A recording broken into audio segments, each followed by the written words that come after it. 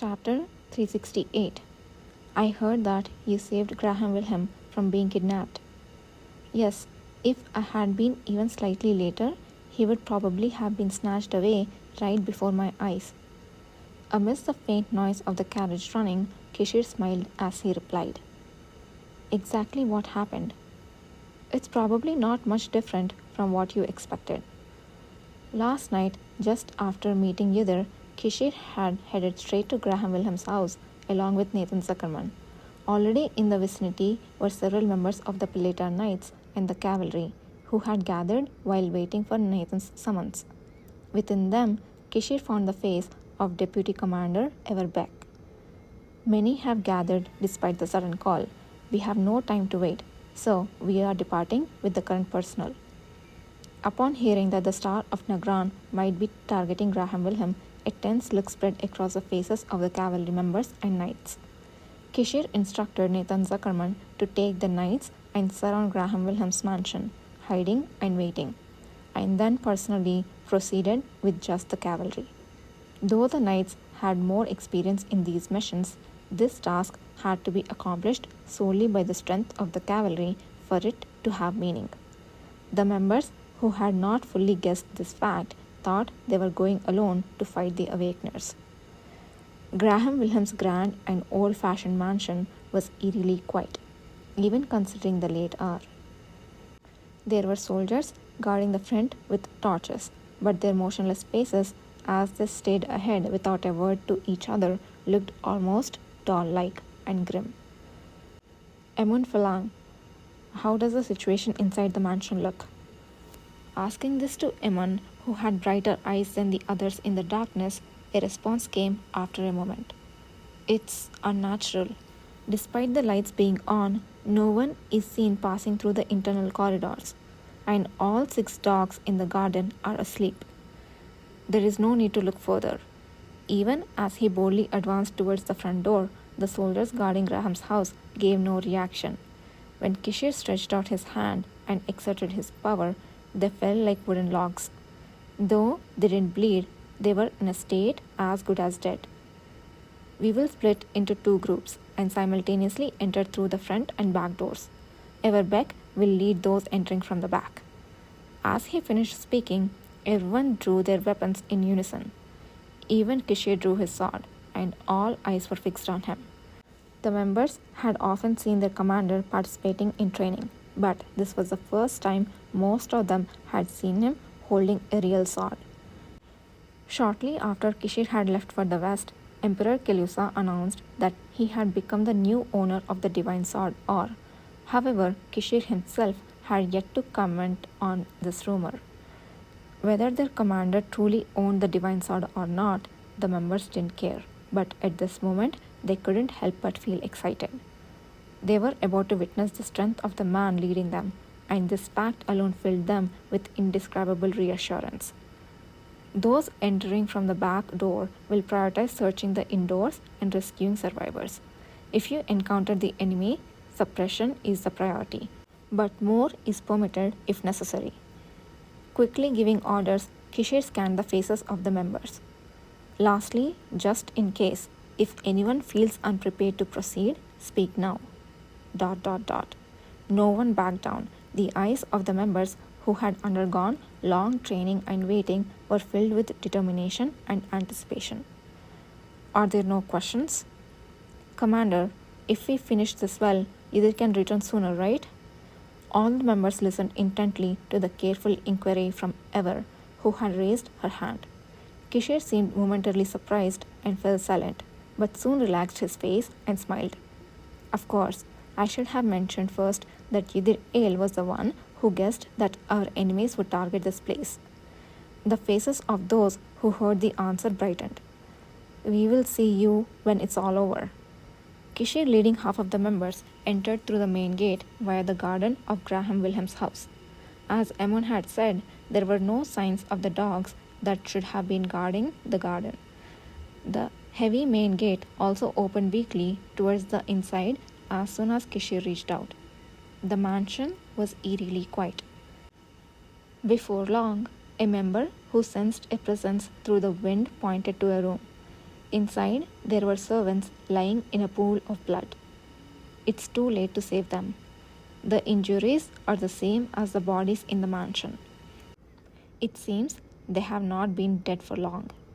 The manner of killing was similar to that of Baron Wilhelm's younger brother and sister-in-law in the mansion. This meant that, at least, Archie was certainly here. Praising the members for excellently deducing that the enemies were few since no one was left at the scene, Kishir headed to the floor above. The elite often used the top floor as bedrooms, and in this mansion, the top was the third floor. As they climbed the grand staircase and neared the third floor, a faint scream was heard. Save me! Kishir confirmed that the voice belonged to Graham Wilhelm and raised his sword, signaling his members at the same time. His power thrust all the doors open in the mansion, revealing the interior. The vast bedroom was in complete disarray. Beyond the bodies of servants and Tenno knights, a few men and women with covered faces stood. Graham Wilhelm was among them, tied up in his nightwear, pitifully sobbing and struggling. Kishir, catching a glimpse of the wide open window, smiled. Your Highness, it's the cavalry. Step back. No sooner had Graham Wilhelm shouted at the sight of Kishir than a woman with a white mask on her face threatened him with a blade at his throat, warning her comrades.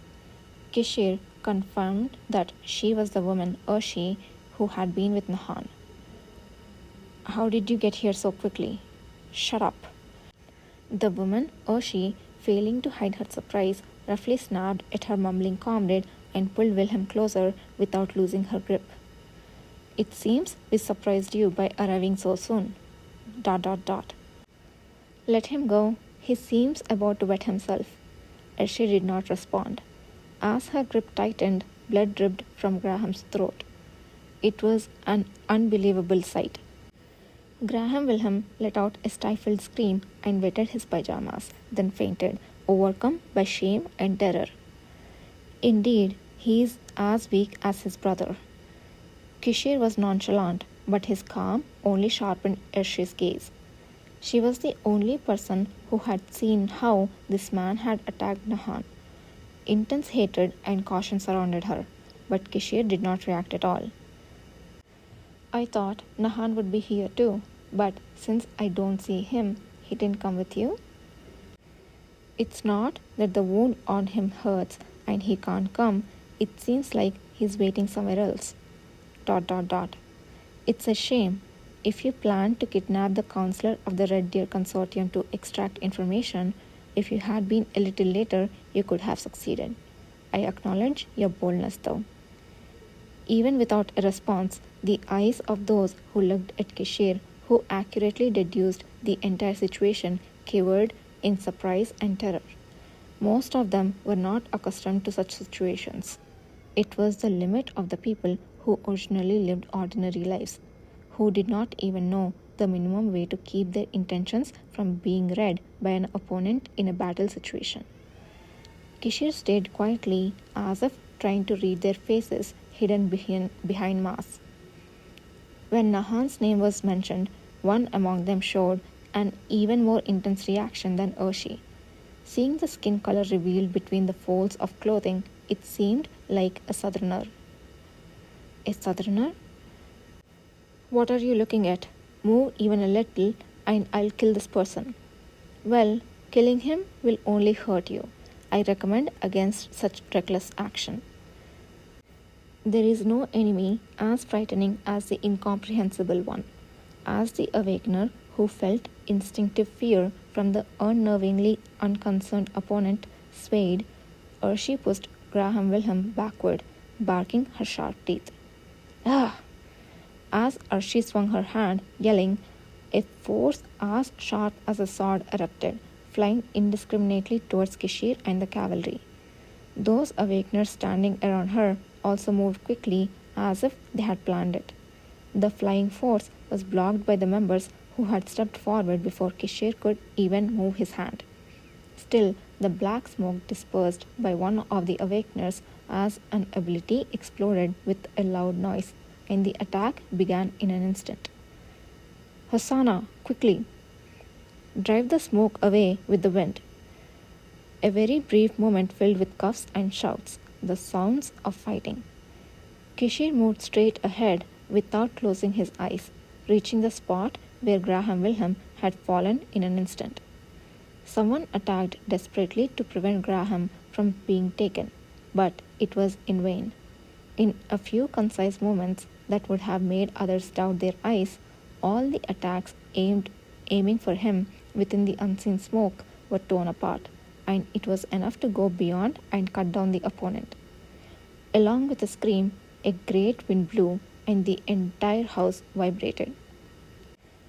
A moment later, the cavalry members found their leader, half holding a partly collapsed wall, and Graham Wilhelm like a piece of luggage. Commander,